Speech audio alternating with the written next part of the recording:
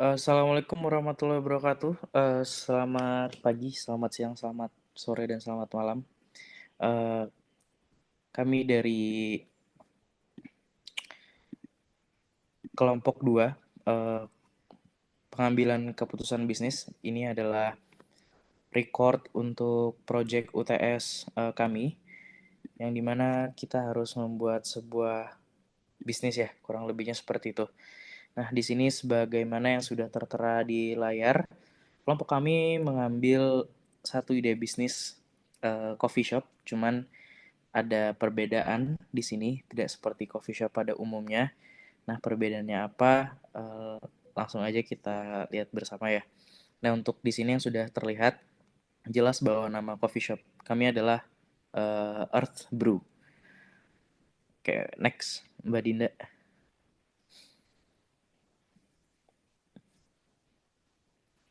Oke, ini untuk member dari kelompok yang kami ya. Di sini ada Mbak Michelan Amos Purba, ada Mbak Najila Putrianti, ada Mbak Dinda, ada saya sendiri sebagai moderator di sini Muhammad Tri, ada Mas Muhammad Isan, dan juga ada Mas Rudi Hidayat.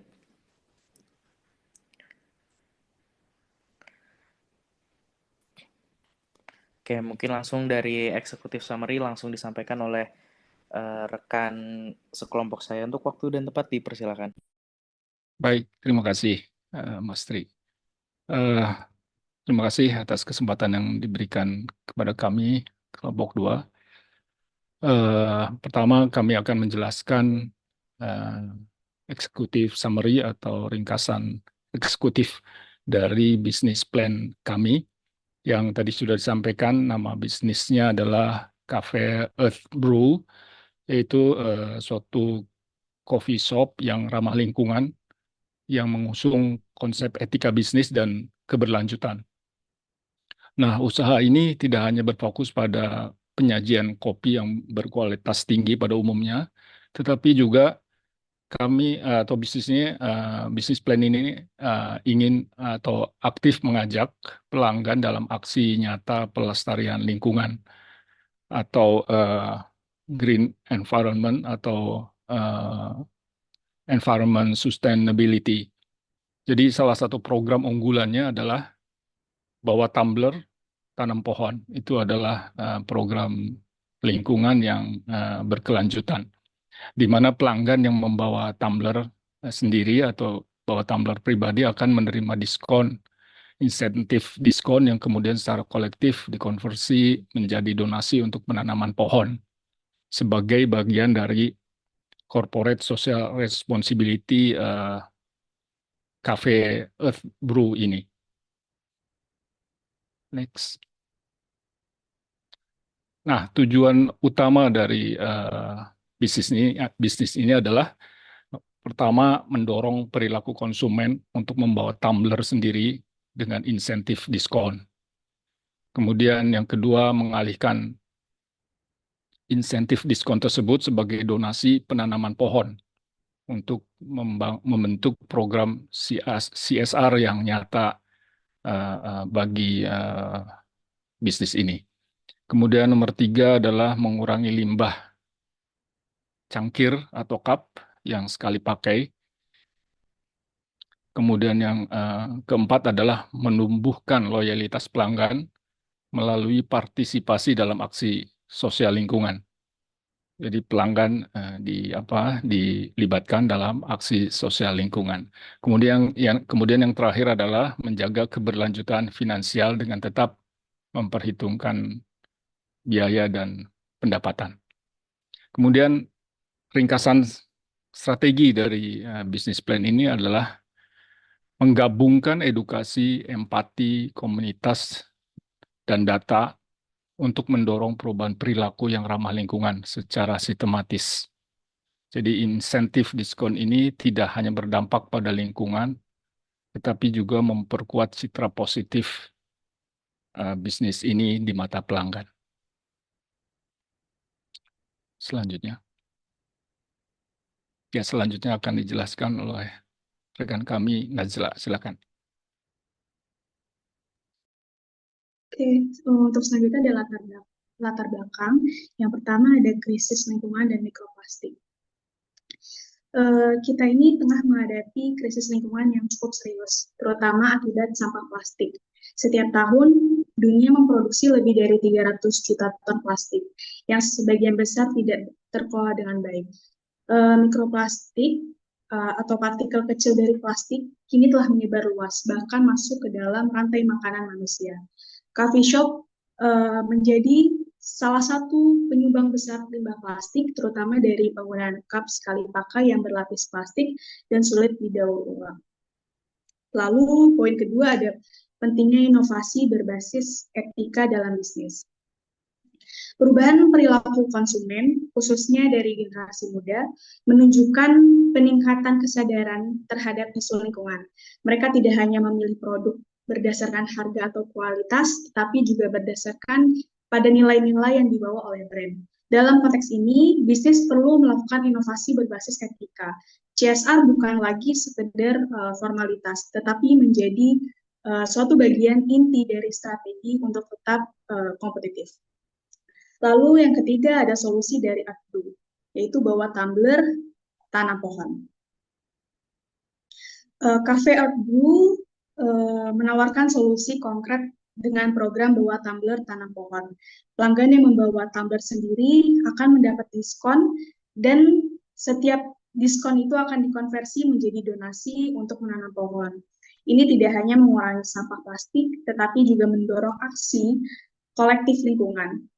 Konsumen menjadi bagian dari gerakan positif, bukan hanya transaksi biasa. Hal ini menciptakan loyalitas yang kuat. Lalu yang terakhir, model bisnis berkelanjutan dan finansial. Model bisnis Artbrew dirancang agar tetap sehat secara finansial. Diskon yang diberikan bukan dianggap sebagai kerugian, tetapi sebagai investasi jangka panjang dalam membangun loyalitas pelanggan dan menciptakan dampak positif bagi lingkungan. Artbrew membuktikan bahwa bisnis bisa tetap untung tanpa mengorbankan etika dan keberlanjutan. Next, Dinda. Untuk deskripsi bisnis, seperti yang kita tahu, nama bisnis ini adalah Artbrew. Untuk jenis usahanya adalah coffee shop ramah lingkungan. Untuk produk utama, kami kopi atau minuman. Lalu value proposition, kami berkomitmen untuk tidak hanya memberikan produk terbaik kepada pelanggan, tetapi juga menciptakan dampak yang positif bagi lingkungan. Oleh karena itu, kami menawarkan value proposition yang menggabungkan kenyamanan konsumen dengan kepedulian terhadap bumi, yaitu diskon khusus untuk pengguna tumbler. Itu adalah sebagian bentuk dukungan kami terhadap pengurangan sampah plastik. Kami memberikan diskon spesial bagi pelanggan yang membawa tumbler pribadi saat berbelanja produk minuman kami. Inisiatif ini tidak hanya menghemat pengeluaran konsumen, melainkan juga membantu mengurangi penggunaan kemasan sekali pakai yang berdampak negatif terhadap lingkungan. Jadi setiap transaksi yang dilakukan oleh pelanggan akan secara otomatis menyisihkan sebagian dari keuntungan untuk didonasikan dalam program penanam pohon. Program ini kami jalankan bekerja sama dengan organisasi lingkungan terpercaya dengan tujuan membantu mengurangi jejak karbon dan menjaga keseimbangan ekosistem alam. Dengan mengusung value proposition ini, kami mengajak konsumen untuk menjadi bagian dari perubahan positif, yaitu menikmati produk sambil berkontribusi terhadap pelestarian lingkungan. Karena bagi kami, belanja yang baik adalah belanja yang memikirkan masa depan bumi. Next, Dinda. Selanjutnya akan disampaikan oleh rekan kami. Terima kasih. Baik, terima kasih. Selanjutnya masuk pada bagian analisis pasar. Yang pertama itu pada target pasar. Dari sisi demografis dan geografis, targetnya itu usia 18 sampai 35 tahun. Untuk kalangan mahasiswa sampai profesional. Lalu fokus di kota besar, Jakarta, Bandung, Surabaya, dan Yogyakarta. Dari segi psikografis, peduli lingkungan, lalu aktif di media sosial, lalu loyal terhadap brand dengan nilai dan cerita. Lalu pada segi perilaku konsumsi. Yang pertama itu konsumsi harian, pagi atau sore, dominan takeaway. preferensi kopi roast atau specialty. Lalu budaya hybrid mendorong tren kopi praktis dan siap minum. Next slide.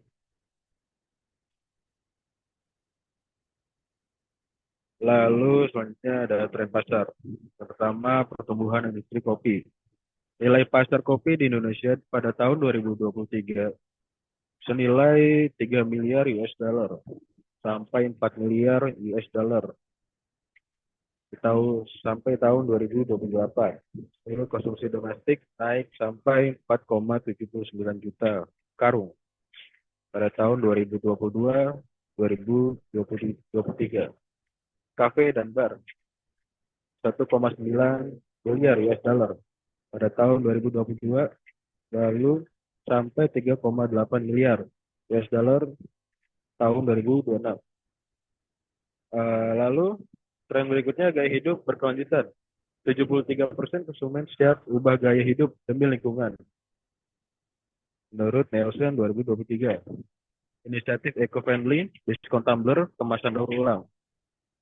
Lalu dukungan kebijakan seperti larangan plastik sekali pakai. Lalu budaya kafe dan konsumsi kopi specialty. Yang pertama, konsumen mencari single origin and third wave coffee. Lalu brand yang aktif di media sosial lebih mudah diterima milenial. Lalu produk ramah lingkungan seperti tumbler dan reusable straw makin populer. Next slide. Lalu analisis kompetitor. Yang pertama ini ada Starbucks di Indonesia. Kekuatan dari Starbucks ini brandnya kuat, kualitas konsisten, kampanye tumbler, kemasan ramah lingkungan. Lalu kelemahannya CSR kurang, lokal, harga premium, dan tidak terjangkau segmen menengah ke bawah. Lalu ada kompetitor selanjutnya For Coffee. Kekuatannya brand lokal eco-friendly, kampanye, #for responsible, kemasan daur ulang.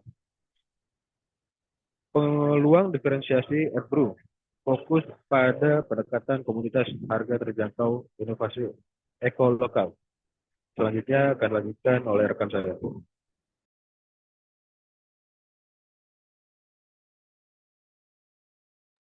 Baik, untuk selanjutnya itu kita membahas mengenai aspek etika bisnis dalam bisnis Earth Brew ini. Yang pertama itu adalah prinsip dasar. Jadi konsepnya adalah kafe ini merupakan bisnis yang dibangun dengan pendekatan etika yang berkelanjutan.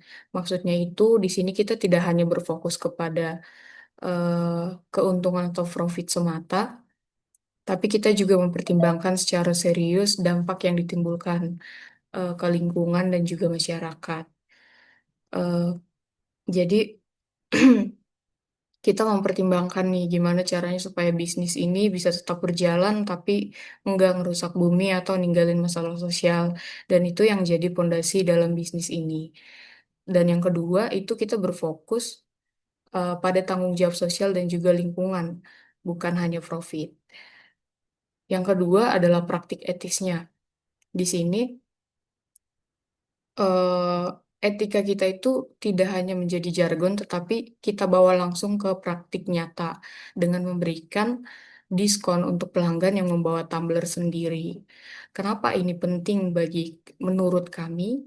Karena gelas plastik sekali pakai ini, khususnya yang dipakai di kafe-kafe atau di kedai kopi, itu biasanya akan jadi limbah ya, karena memang sekali pakai doang gitu. Jadi sering banget ujung-ujungnya jadi sampah. Dan selain itu dia juga memberikan dampak buruk ya, karena dia terbuat dari plastik, sehingga memungkinkan mikroplastik-mikroplastik dari bahannya itu untuk terkonsumsi secara tidak langsung. Seperti itu. Jadi bisa kita bayangkan ribuan cup yang dipakai tiap hari dan akhirnya nyampah gitu ya di laut, di daratan, bahkan bisa masuk ke tubuh manusia itu lewat makanan atau minuman. Makanya eh, insentif kecil atau program kecil kayak diskon-diskon untuk pengguna tumbler yang peduli lingkungan ini bisa nih jadi eh, perubahan perubahan dari langkah-langkah kecil seperti itu. Yang menariknya lagi di sini yang kedua adalah donasi untuk penanaman pohon. Jadi eh, bisnis ini tidak hanya mendorong minimalisir mikroplastik, tapi juga kita mendorong reboisasi atau penghijauan seperti itu. Yaitu ketika ada pelanggan yang membeli kopi dan membawa tumbler sendiri, maka nih kita akan berikan diskon dan nilai diskon tersebut akan kita berikan kepada pihak ketiga untuk program penanaman pohon. Seperti itu. Next slide.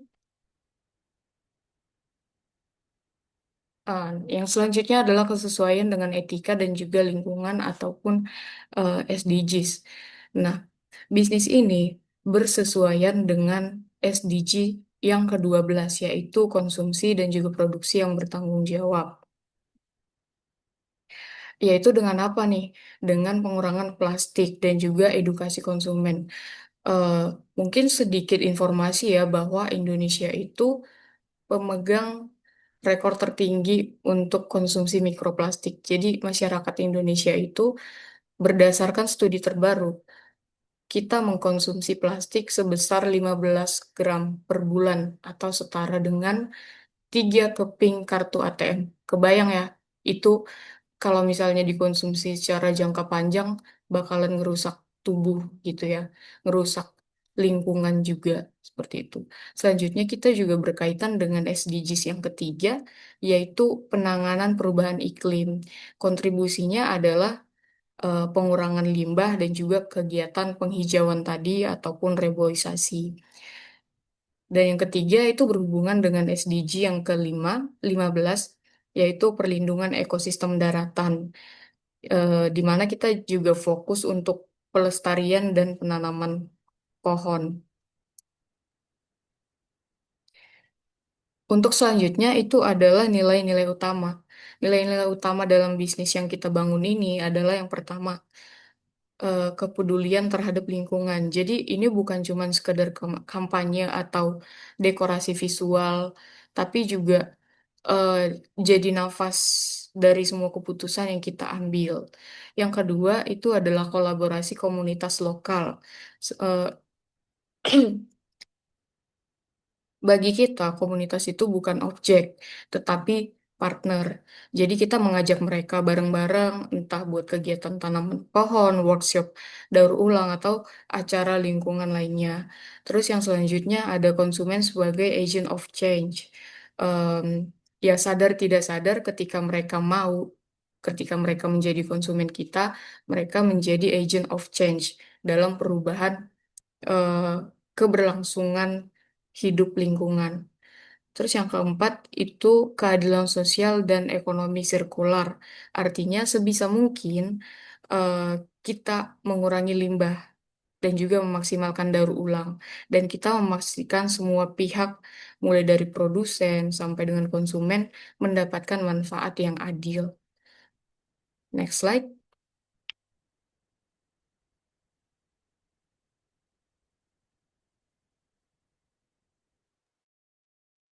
Baik, kami lanjutkan dengan analisis SWOT. Kami mengidentifikasi faktor internal dan eksternal sebelum masuk ke dalam analisis SWOT. Salah satu faktor internal yang kami identifikasi yang paling kuat itu adalah nilai merek. Jadi nilai dari merek Earth Brew ini.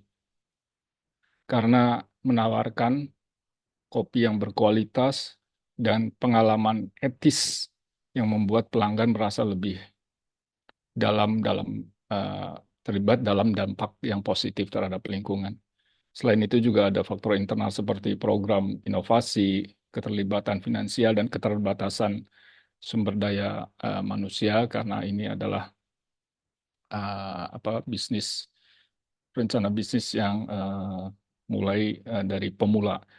Jadi masih terbatas dalam sumber daya manusianya. Kemudian juga kita mengidentifikasi faktor eksternal, yaitu yang paling utama adalah tren ramah lingkungan, kemudian persaingan pasar, kolaborasi CSR, kemudian regulasi. Jadi pemerintah juga telah mendorong penggunaan plastik, eh, pengurangan plastik sekali pakai dalam minuman-minuman atau yang lebih khusus lagi dalam kopi ini. Kemudian kami masuk ke dalam analisis SWOT. Jadi kami mengidentifikasi strength, weakness, opportunities, dan threats, yaitu seperti strength adalah konsep bisnis unik yang dan relevan atau green. Kemudian brand image positif, yaitu peduli lingkungan. Kemudian CSR langsung terasa bagi pelanggan, karena pelanggan dilibatkan dan menjadi duta dari program lingkungan atau penanaman pohon dalam hal ini. Kemudian ini adalah program inovasi, yaitu program yang mengusung lingkungan dengan inovasi membuat tumbler sendiri. Jadi customer atau pelanggan membawa tumbler sendiri yang nanti berdampak sosial dan lingkungan. Kemudian kita mengidentifikasi weaknesses, yaitu biaya awal lebih tinggi untuk CSR karena bisnis yang awal, kemudian kita mengeluarkan biaya cost untuk donasi dan kemudian untuk pembelian pohon sebagai CSR kepada CSR bisnis ini kepada lingkungan atau kepada khalayak. Kemudian weaknesses yang lain adalah segmentasi pasar yang terbatas karena green buyer kita perlu mengidentifikasi. Jadi kami yakin belum seluruhnya aware terhadap green buyer, tapi buyer ini belum aware terhadap istilah green, tapi perlu edukasi. Oleh karena itu segmen pasar masih terbatas. Kemudian masih bergantung pada mitra CSR untuk implementasinya. Kami menyadari bahwa untuk penanaman pohon atau membeli pohon, bisnis ini harus berkolaborasi dengan pihak lain, pihak ketiga, dalam hal pengadaan pohon dan implementasi penanamannya. Kemudian weaknesses yang terakhir yang kami identifikasi adalah perlu edukasi untuk ubah kebiasaan pelanggan atau perilaku pelanggan untuk menyadari akan pentingnya green. Kemudian opportunities, kami mengidentifikasi bahwa tren kesadaran eko itu meningkat di kalangan milenial atau Gen Z. Jadi memang sudah sadar akan eko, ini opportunities, sadar akan green, lingkungan hijau, sudah ada tren. Ini adalah opportunities bagi bisnis ini. Kemudian juga pemerintah appreciate terhadap program-program ini yang dilakukan oleh bisnis. Kemudian ya potensi kolaborasi dengan komunitas lain, komunitas lokal lain yang berhubungan dengan green environment atau lingkungan yang hijau. Kemudian opportunities yang lain adalah pasar coffee shop memang berkembang pesat. Jadi diminati oleh Gen Z, milenial atau profesional. Namun kami juga mengidentifikasi threats atau ancaman, yaitu salah satunya adalah Starbucks yang memang sudah eksis dan juga sudah mengimplementasikan konsep green ini. Kemudian ancamannya juga pelanggan belum terbiasa membawa tumbler sendiri ketika akan berkunjung atau membeli ke kopi ke suatu coffee shop. Kemudian ya seperti tadi dijelaskan, walaupun demand tinggi terhadap kopi, tapi harga kopi juga fluktuasi. Kemudian skeptisme terhadap greenwashing. Jadi greenwashing ini orang mempromosikan seolah-olah green, perusahaannya seolah-olah green, padahal tidak green. Nah, ini adalah ancaman juga bagi bisnis ini.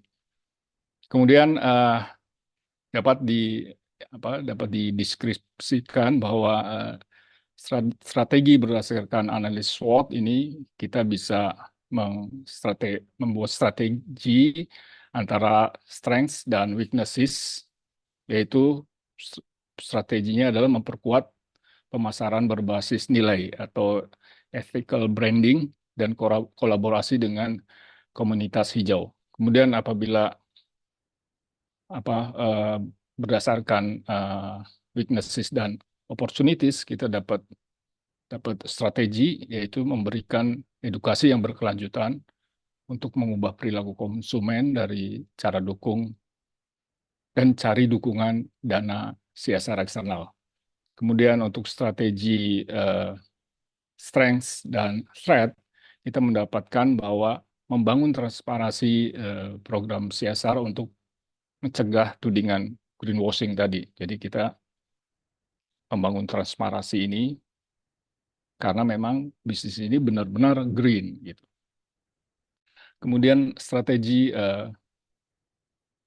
weaknesses dan threats, kita mendapatkan suatu strategi harga yang kompetitif dan efisiensi operasional agar tetap menarik. Jadi kita dengan strategi ini kita membuat harga yang kompetitif agar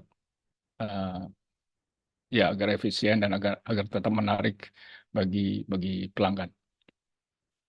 Selanjutnya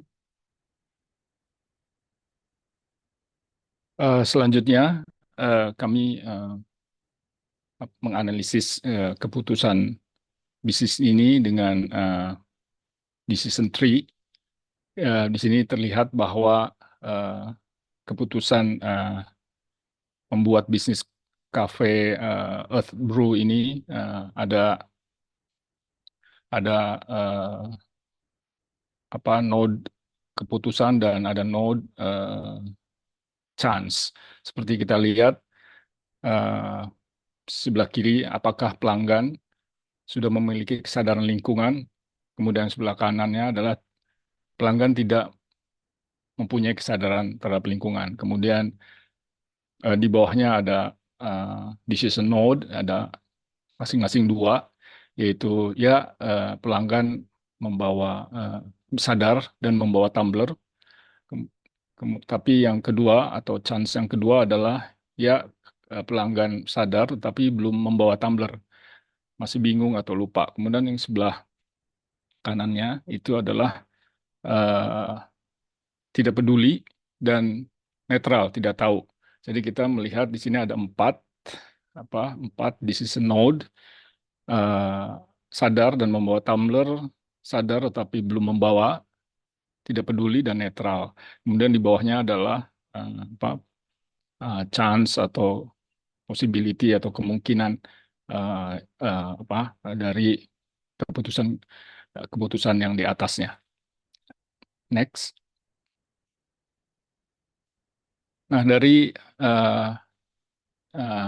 decision tree yang kami coba gali, kami pelajari terhadap bisnis plan ini, dapat diambil analisis dari hasil decision tree ini.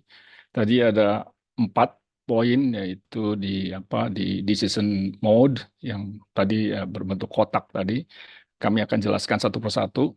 Jadi pertama, pelanggan sudah sadar lingkungan dan membawa tumbler. Nah, ini karakteristiknya adalah proaktif, jadi sudah punya kebiasaan ramah lingkungan, dan strateginya adalah libatkan dalam kontribusi CSR. Jadi libatkan customer ini dalam CSR, penanaman pohon, kemudian publikasi statistik menggunakan tumbler. Jadi agar tidak greenwashing, kita harus mempublikasikan data secara statistik. Kemudian dampak yang diharapkan dari karakteristik customer ini adalah dapat dampak terhadap bisnis ini adalah meningkatkan kredibilitas dan menjadi customer ini menjadi duta untuk kampanye. Jadi ini adalah bukti sosial bahwa customer terlibat dalam lingkungan. Kemudian untuk yang decision yang kedua adalah customer sadar tetapi belum membawa tumbler. Jadi karakteristiknya customer atau pelanggan berniat baik pada dasarnya, tapi dia belum terbiasa.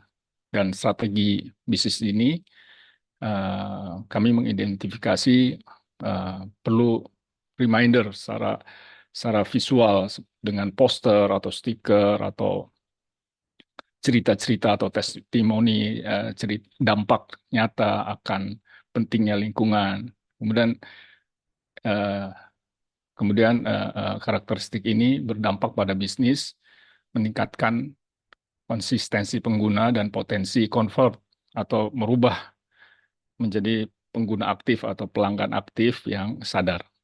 Kemudian ada untuk yang karakteristik tidak peduli lingkungan, dengan karakteristik tidak tertarik terhadap isu lingkungan, dan strategi yang harus dijalankan oleh bisnis ini adalah kampanye dengan apa manfaat sosial dan etika dengan membuat tumbler menanam pohon ini.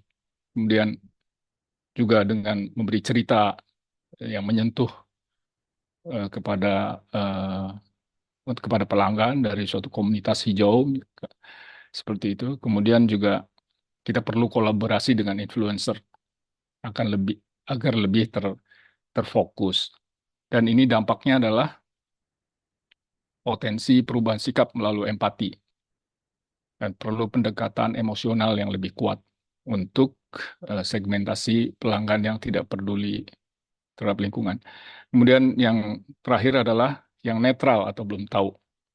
Jadi karakteristiknya tidak menolak, tapi karena kurang informasi atau kurang kesadaran, jadi dia belum tahu akan kesadaran hijau ini. Dan strategi yang perlu dilakukan oleh bisnis ini adalah edukasi. Edukasi seperti berbasis data. Ya, kalau seperti tadi disebutkan oleh rekan kami sebelumnya, bahwa kalau tidak aware terhadap green bisa merusak kesehatan diri kita sendiri dan sebagainya. Juga testimoni dan promosi berbasis dampak lingkungan. Dan dampaknya terhadap bisnis dapat meningkatkan kesadaran dan berubah menjadi kelompok sadar jika edukasi dilakukan secara efektif. Jadi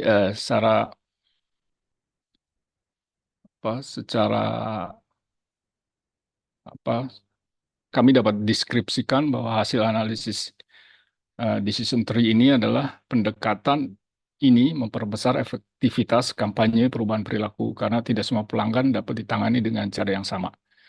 Jadi ini adalah kesimpulan dari decision ini. Kemudian hasil akhir yang diharapkan antara lain yaitu meningkatnya jumlah pengguna tumbler dan mengurangi sampah plastik. Ini harapannya, dan penguatan citra merek Earth Brew yang bertanggung jawab, yang mengusung kepada green. So, next. Kemudian bisnis Earth Brew ini kita punya organisasi chat seperti organisasi sederhana karena ini adalah bisnis pemula gitu. Jadi ada owner, di bawahnya ada barista dan tim operasional, kemudian ada tim konten dan tim edukasi yang membawahi tim CSR dan tim mitra lingkungan. Jadi mitra-mitra yang digandeng untuk penanaman dan pengadaan pohon atau yang green, mitra green lainnya. Selanjutnya, dan struktur organisasi itu diharapkan atau seharusnya memiliki budaya yang peduli lingkungan.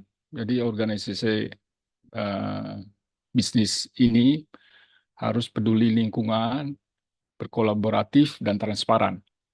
Jadi setiap karyawan didorong untuk menyuarakan ide yang mendukung sustainability dan menjadi duta gaya hidup hijau. Itu adalah budaya organisasi yang kami usung untuk eh, bisnis plan ini.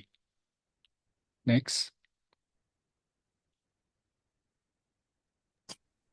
Baik, Ya, teman-teman di saya. sini kita langsung ke topik yang selanjutnya ya, yaitu di sini saya akan membahas strategi operasional dari Earth Brew-nya sendiri.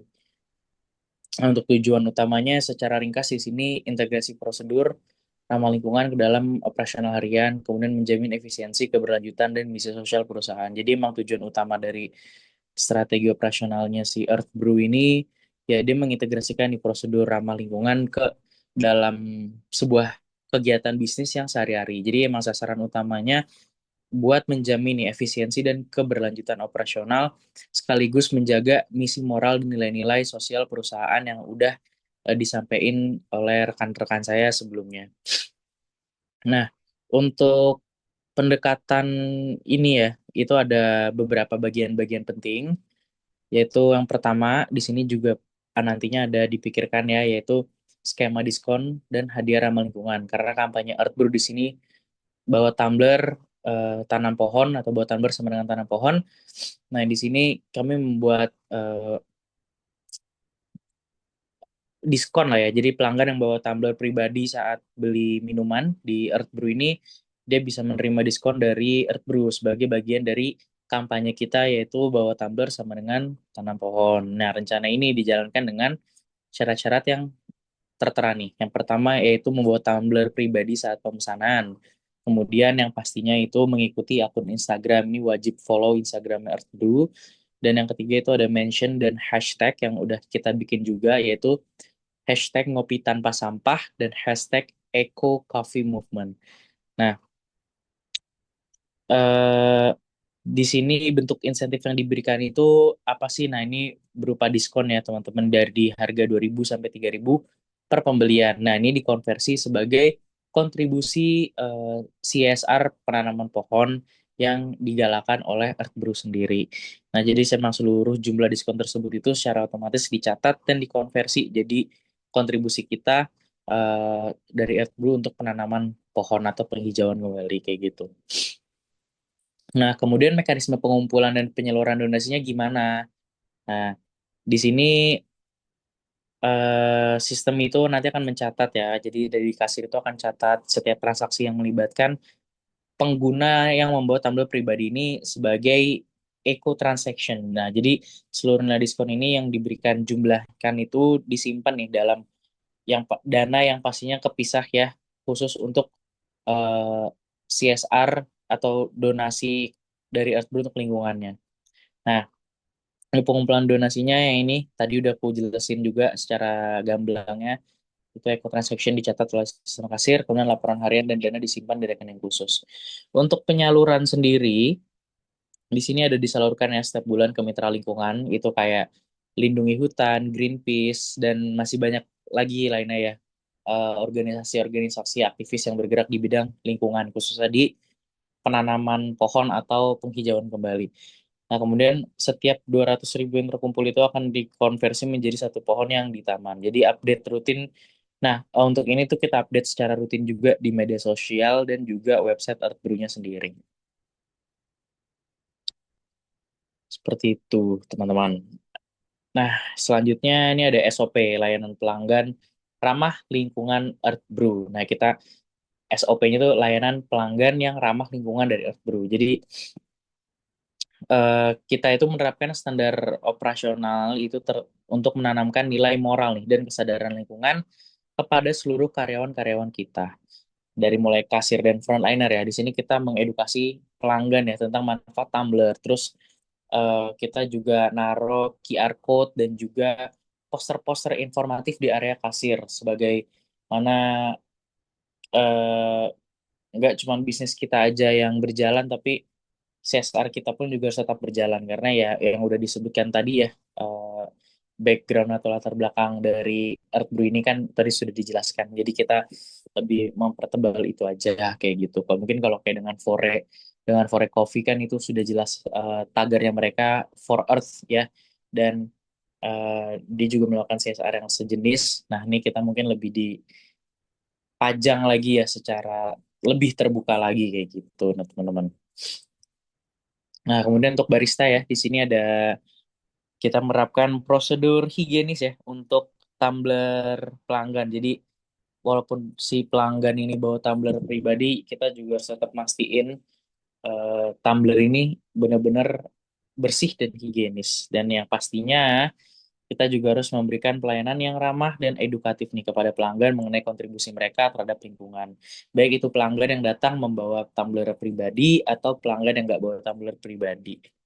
Nah, kemudian di sini ada eh, feedback konsumen atau customer feedback ya. Di sini juga dia bisa memberikan saran atau komentar nih lewat Google Form yang bisa diakses dengan memindai QR code atau juga nanti bisa tulis review dari Google Review itu nanti juga bisa.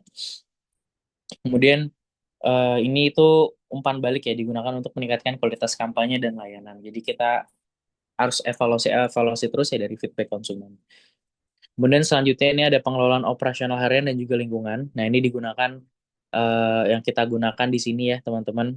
Eh, kita banyak nih nerapin berbagai teknik praktis dalam menangani limbah, peralatan dan juga bahan baku kayak menggunakan bahan baku yang berkelanjutan ya dan berasal dari sumber lokal. Jadi kalau bisa kita pakainya itu nanti yang recycle. Ini juga kita dengan tumbler tadi kita juga mengurangi nih penggunaan plastik dalam kemasan take away kayak gitu. Nah, kemudian kita juga memilih sampah organik dan non organik ya. Ini juga bagian dari SOP nanti diedukasi juga ke seluruh eh, jajaran yang ada di Earth Brew. Jadi nggak cuma ownernya doang, tapi turun ke bawahnya pun juga harus tahu dan harus bisa memisahkan sampah organik dan non organik. Kemudian kita juga nantinya akan kerjasama ya dengan bank sampah atau komunitas daur ulang setempat untuk pengelolaan limbah yang berkelanjutan. Kayak tadi limbah-limbah plastik, mungkin orang-orang yang nggak bawa tumbler dan dia memesan dine-in, eh, bungkus-bungkusnya itu kita tampung dan kita eh, jalan kerjasama dengan bank sampah atau komunitas daur ulang nantinya. Gitu teman-teman. Kemudian di sini ada manajemen tim operasional ya. Kayak struktur organisasi tadi yang simple. Jadi seluruh anggota tim ini bisa berpartisipasi secara aktif ya dalam inisiatif berkelanjutannya. Jadi pembagian peran dalam operasional di sini itu ada manajer umum mencakup strategi dan operasional harian, terus ada barista dan operasional ya ini pelayanan dan pelaksanaan SOP yang udah dibuat. Kemudian ada edukasi dan konten, ini kampanye digital kita dan pelaporan dampak yang dirasakan ya dengan kampanye yang kita galakan. Kemudian di bawahnya itu ada tim CSR, ini hubungan ke mitra ya, hubungan ke mitra-mitra kita yang menjalin kerjasama terkait penanam pohon dan penghijauan ini. Kemudian ada evaluasi pemantauan operasional. Nah, di sini kita setiap bulannya itu kita harus melakukan evaluasi operasional ya untuk memastikan nih pelaksanaan program kita nih berjalannya sesuai apa enggak sama rencana yang udah dibikin dan mendukung tujuan dari bisnis kita sendiri. Nah, beberapa KPI-nya juga di sini yang harus kita pantau yaitu presentase pelanggan ya yang bawa tumbler, kemudian jumlah donasi dan pohon yang berhasil ditanam, kemudian engagement yang kita dapat dari kampanye digital, dan juga tingkat kepuasan pelanggan. Apakah pelanggan puas dengan servis kita, dengan minuman kita, dengan kampanye kita, seperti itu. Mungkin itu selanjutnya akan dilanjutkan oleh rekan saya, silakan. Ya, terima kasih. Dan selanjutnya itu ada strategi pemasaran. Jadi next. Next. Yang pertama itu ada segmentasi pasar. Mungkin tadi sudah dijelaskan di awal ya. Saya akan jelaskan lagi.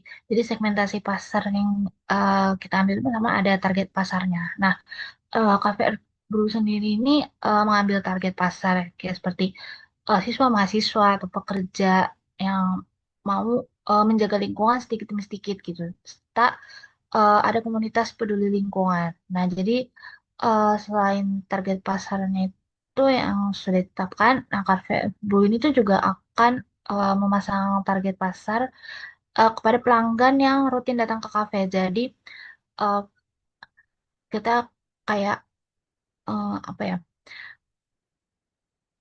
pelanggan yang mungkin sering datang tapi jarang membawa tumbler gitu. Kita bisa kayak mempromosikan dari situ juga. Dan pertama itu ada segmentasi perilaku. Nah, untuk segmentasi perilaku sendiri ini bisa diharapkan adalah untuk para konsumen itu bisa memiliki gaya hidup yang sadar akan lingkungan saat ini. Karena eh, seperti yang kita tahu juga ya, eh,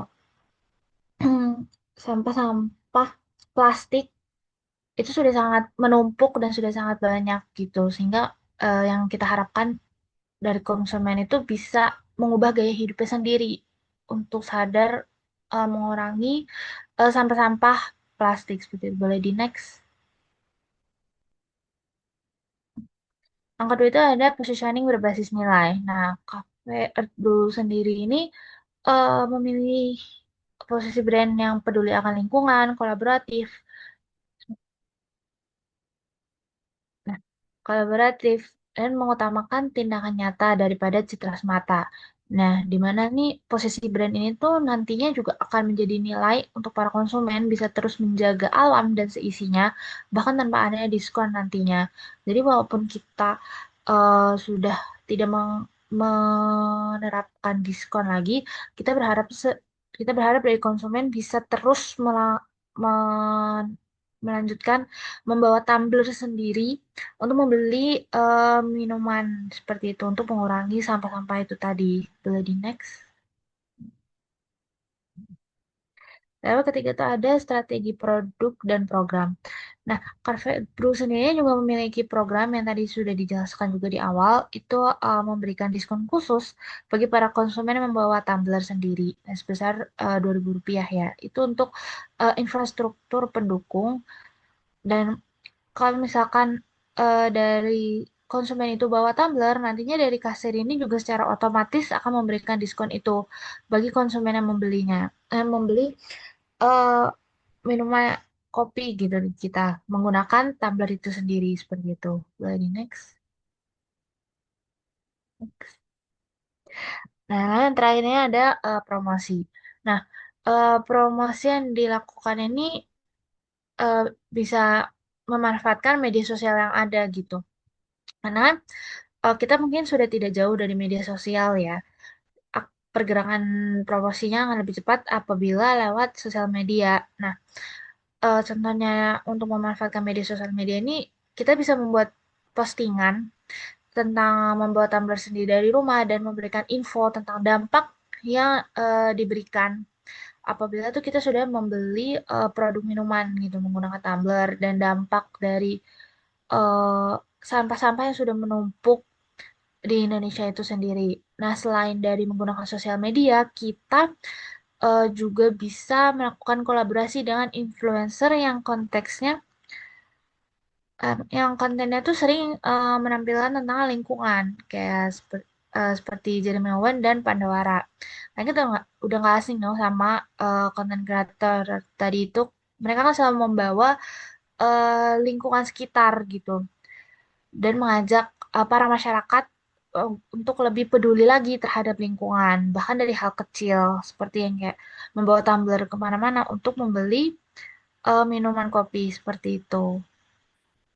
Next, selanjutnya akan dijelaskan oleh rekan saya. Terima kasih. Baik, selanjutnya adalah kami menganalisis dari sisi keuangan sederhana, tapi juga reasonable atau wajar gitu. Jadi dapat tercapai.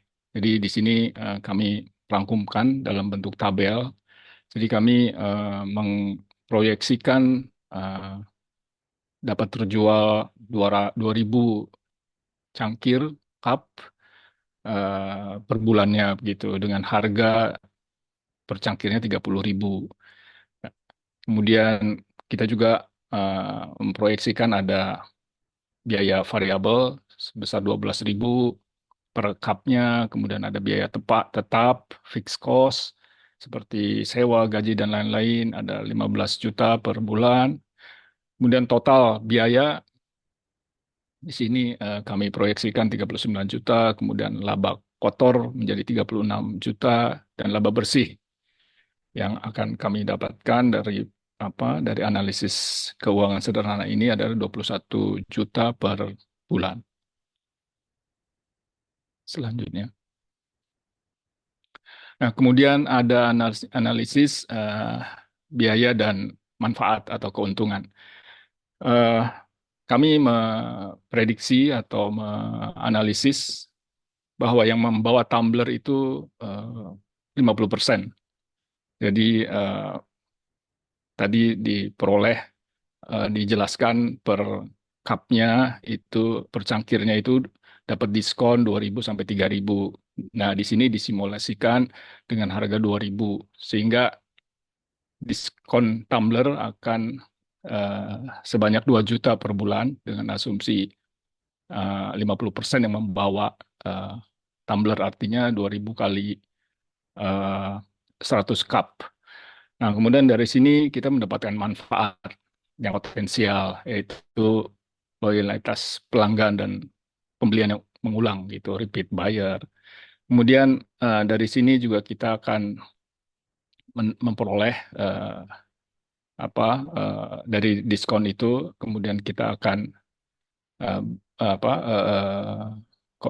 menanam pohon dengan biaya per pohonnya itu kami estimasikan adalah 200.000 per pohon.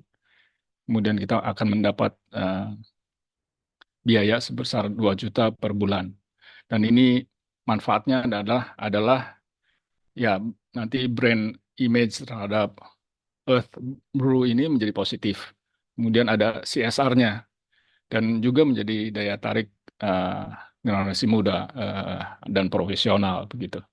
Sehingga total biaya 4 juta per bulan, namun kita mendapat manfaat jangka panjang untuk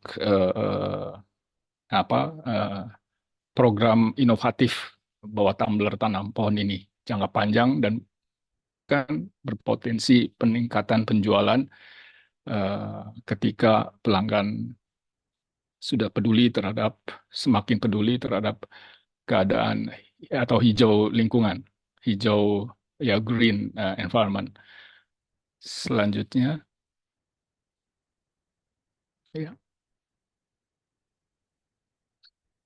Ya, pada bagian kesimpulan, secara singkat, Cafe Earth Brew membuktikan bahwa bisnis kopi bisa ramah lingkungan dan tetap menguntungkan. Program bawa tumbler, tanam pohon, mengajak konsumen berkontribusi langsung pada pelestarian alam, sekaligus memperkuat citra merek yang beretika dan berkelanjutan. Selanjutnya saya serahkan kepada moderator.